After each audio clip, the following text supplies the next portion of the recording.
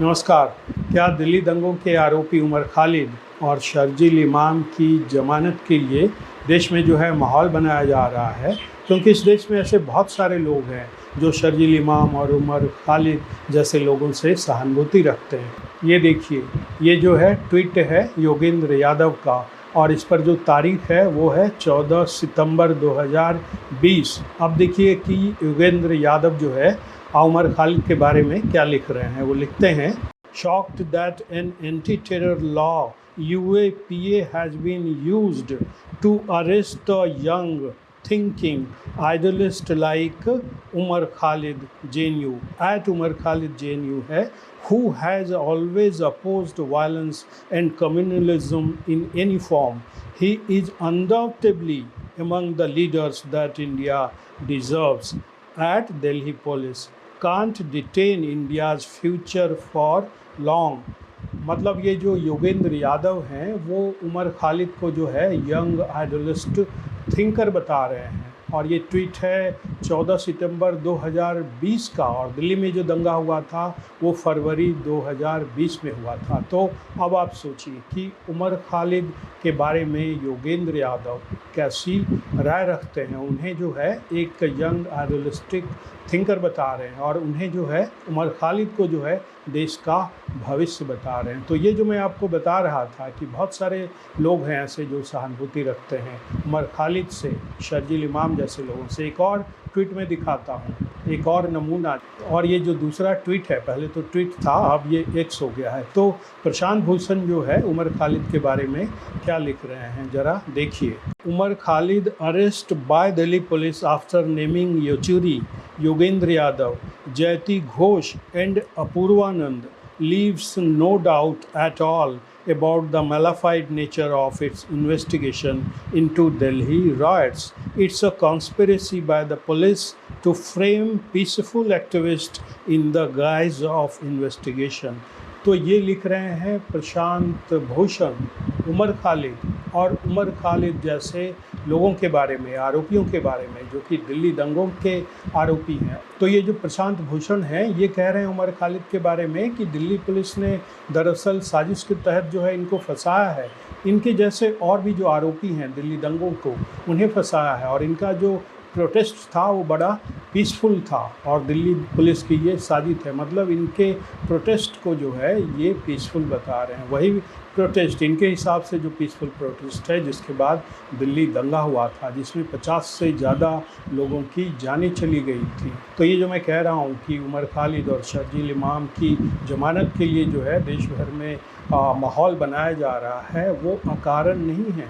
बहुत सारे ऐसे लोग हैं, जैसा मैंने पहले अभी कहा कि इस देश में बहुत सारे ऐसे लोग हैं जो इनके जैसे लोगों से सहानुभूति रखते हैं। अब मैं आपको बताता हूं कि ये जो माहौल बनाया जा रहा है उमर खालिद और शर्जील इमाम की जमानत के लिए, इसकी जड़ कहाँ है और कैसे जो है ये माहौल जो है क्रिएट किया जा रहा है जुडिशरी के नाम पर।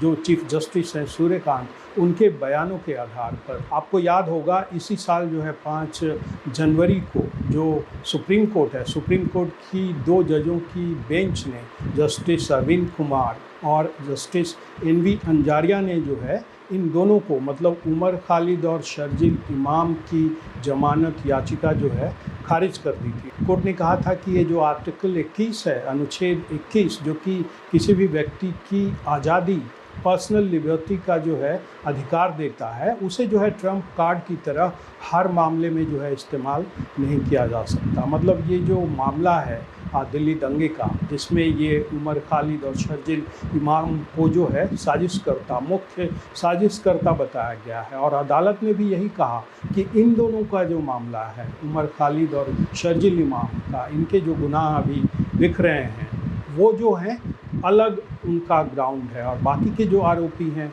उनका गुनाह का जो ग्राउंड है फ़िलहाल जो है वो अलग है। तो इन दोनों को जो है अदालत ने ज़मानत नहीं दी थी, उमर खालिद को और शर्जील इमाम को। और अदालत ने ये भी कहा था कि ये जो फ़ैसला हम सुना रहे हैं उसके 1 साल बाद, मतलब जैसे ही 1 साल ख़त्म होता है हमारे इस फ़ैसले का, या फिर जो गवाह हैं, दिल्ली दंगों के गवाह हैं जिन्हें प्रोटेक्शन दिया गया है, मतलब ऐसे गवाह जिनकी जान को खतरा है, ऐसे गवाहों की जब तक गवाही नहीं पूरी हो जाती तब तक जो है ये दोबारा बेल के ज़मानत की याचिका जो है दाखिल नहीं करेंगे। और जैसे 1 साल या तो पूरा हो जाए या फिर उसके पहले जो है ये जो सुरक्षित गवाह हैं, प्रोटेक्टेड जो विटनेसेस हैं, उनकी गवाही पूरी ना हो जाए, अदालत ने ये कहा था। मतलब मोटे तौर पर साल भर तक के लिए ज़मानत की याचिका इनके दाखिल करने पर रोक लगा दी थी। और दरअसल इसी फैसले के बाद, सुप्रीम कोर्ट के 5 जनवरी के इस आदेश के बाद ये कोशिशें शुरू हो गई वैसे लोगों की जो उमर खालिद में सहानुभूति रखते हैं, शर्जील इमाम जैसे लोगों में सहानुभूति रखते हैं। फिर जो है ये सिलसिला शुरू हुआ एक तरह से शर्जील इमाम और उमर खालिद का नाम मीडिया में लाने का। इसके बाद सुप्रीम कोर्ट का एक और फैसला आया, लेकिन वो बेंच अलग थी, उसमें भी 2 जज थे, लेकिन वो मामला जुड़ा था एक ऐसे आरोपी से जो 5 साल जो है जेल में बिता चुका था। उस पर भी जो है यूएपीए के तहत जो है धाराएं उस पर लगाई गई थी, लेकिन वो मामला था नारकोटिक ड्रग्स से जुड़ा। लेकिन नारकोटिक ड्रग्स में भी यूएपीए की धाराएं जो हैं वहाँ रहती हैं, उसमें उसकी गुंजाइश रहती है। तो इस बेंच ने, मतलब जो व्यक्ति आरोपी था और 5 साल जेल में रह चुका था बगैर किसी ट्रायल के, तो उसे जो है कोर्ट ने, सुप्रीम कोर्ट की इस बेंच ने जो है उसे जमानत दे दी। लेकिन ये भी कहा कि सुप्रीम कोर्ट का 2021 का जो फैसला है, लंबे समय तक जेल में बिना ट्रायल के बंद रहे कैदियों के बारे में, जो सुप्रीम कोर्ट ने एक अहम फैसला दिया था जिसका नाम था के नजीब केस, तो उस केस का हवाला दिया 2 जजों की इस बेंच ने। के नजीब केस में सुप्रीम कोर्ट ने जो कहा था कि व्यक्ति का जो पर्सनल लिबर्टी होती है वो सुप्रीम होती है, और वो जो है यूएपीए जैसी गंभीर धाराओं, मतलब कानून में जो ये धाराएं हैं गंभीर, अति गंभीर क्राइम के मामले में, उस पर जो है वो लागू नहीं होती। मतलब जो व्यक्ति का स्वतंत्र रहने का अधिकार है, पर्सनल लिबर्टी का है, जो उससे आर्टिकल 21 से मिला है, वो सुप्रीम है। एक तरह से के नजीब वाले केस में सुप्रीम कोर्ट ने जो है व्यक्ति की लिबर्टी को जो है प्रायोरिटी दी और कहा कि यूएपीए वाला भी अगर मामला हो, जिस व्यक्ति के खिलाफ अगर यूएपीए की धाराएं भी लगी हो, तब भी उस व्यक्ति को बेल दिया जा सकता है। ये फैसला था सुप्रीम कोर्ट का के नजीब वाले मामले में, जो कि आया था 2021 में। तो इस 2 जजों की बेंच ने कहा था कि कैसे जो है इस बेंच ने जो है उमर खालिद और शर्जील इमाम की जो है जमानत याचिका खारिज कर दी। तो इसके बाद जो है प्रशांत भूषण या योगेंद्र यादव जैसे लोगों को मौका मिला ये सवाल उठाने का कि भाई जब के नजीब वाले मामले में सुप्रीम कोर्ट ने ये फैसला दे दिया है, इस तरह के मामलों में, मतलब जो लंबे समय तक बिना ट्रायल के जेल में कोई कैदी बंद है, तो फिर कैसे जो है उमर खालिद और शर्जील इमाम को जो है 5 जनवरी की जो बेंच थी सुप्रीम कोर्ट की, उसने जो है उसे खारिज कर दिया, सवाल उठाया था। तो उसके बाद से ही दरअसल समझिए कि एक माहौल बनना शुरू हो गया। इन लोगों को फिर मौका मिला कब?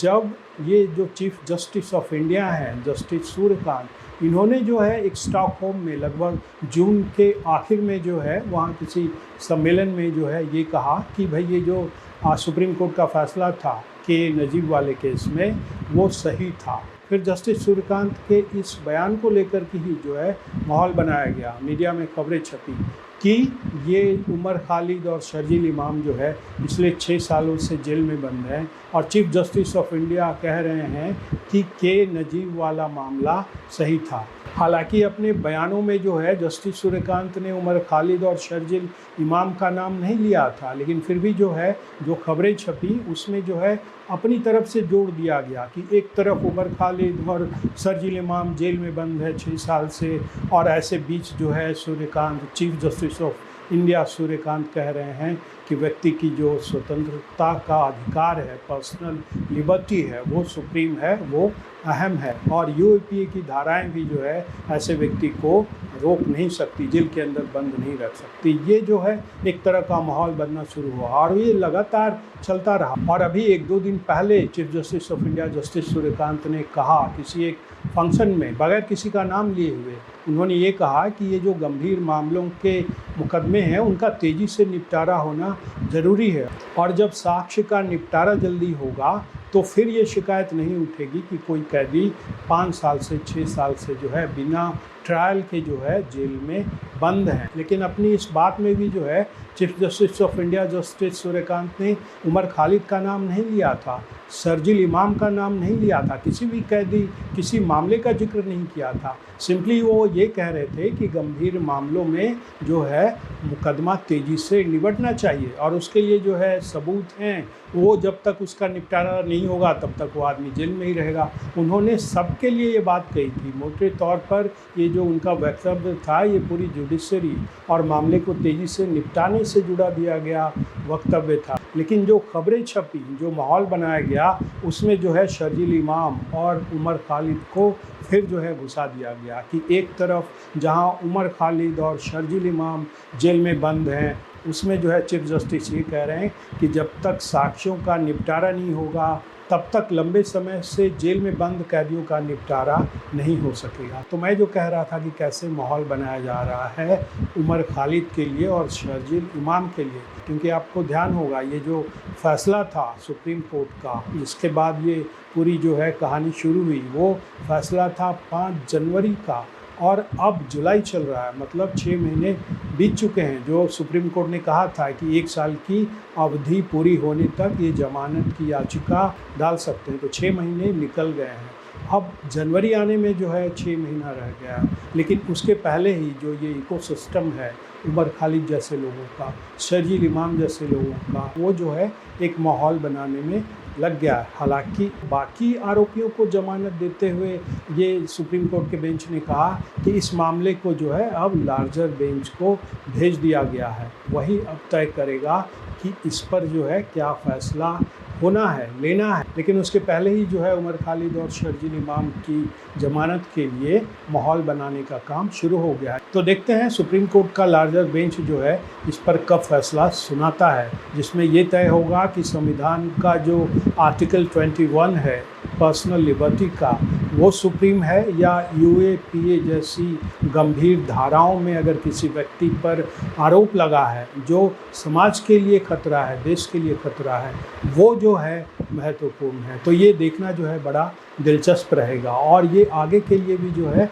इस तरह के मामलों में, मतलब लंबे समय तक जेल में रहने वाले कैदियों के मामले के लिए भी जो है रास्ता खुलेगा। तो हम सबको जो है इसका इंतज़ार रहेगा। तो आज के एपिसोड में इतना ही। आपसे अनुरोध है कि इस चैनल की वीडियो को देखें, लाइक करें और शेयर करें और चैनल को सब्सक्राइब ज़रूर करें। अब हमें आज्ञा दीजिए। नमस्कार।